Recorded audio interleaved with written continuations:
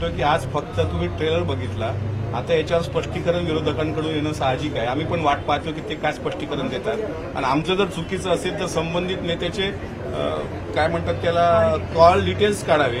किती वाजता तुमचा फोन आला, कशा संदर्भात आला, आणि दुपारी सुद्धा 2:30 वाजता एक फोन येऊन गेला असं मला कळतंय. त्याच्यामुळं आगे आगे देखो होता है क्या. विधानसभेच्या पूर्वी तुम्हाला महाराष्ट्रात फार वेगळ्या घडामोडी दिसू शकतात. पण सर, या फोन मागे नेमकं कारण काय फोन करण्याचं? 2 कारणं असू शकतात की आता ठीक आहे, मी लढलोय, आता त्या ठिकाणी जिंकून पण आलोय, पण माझं जे भविष्य आहे पुढं जनतेमध्ये मला जायचं आहे, काम करायचं आहे, तर त्याला कोणाचा तरी आधार लागतो आणि एक आधारवर शोधत असतो माणूस.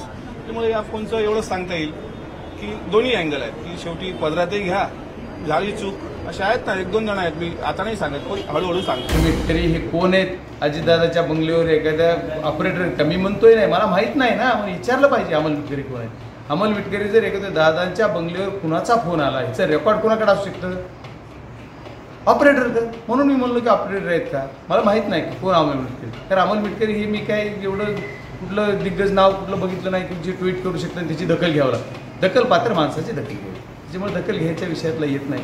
त्याच्यामुळे हा विषय काय नाही. त्यांनी आणखी काहीतरी ट्विट ही केलेलं बघितलं, मी व्हिडिओ दाखवला माझ्या पीईनी मला का, की त्यांनी कुठंतरी म्हणलं की हे यांच्या संपर्कात आहेत, ते त्यांच्या संपर्कात आहेत, हे इकडे येणार.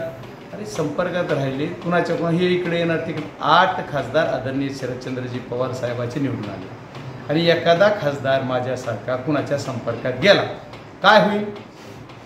त्याला पब्लिक तर मारेनच. माझ्या घरात मला वडील मारतील, माझी बायको मला नाश्त्याला द्यायची नाही, एवढी परिस्थिती होईल.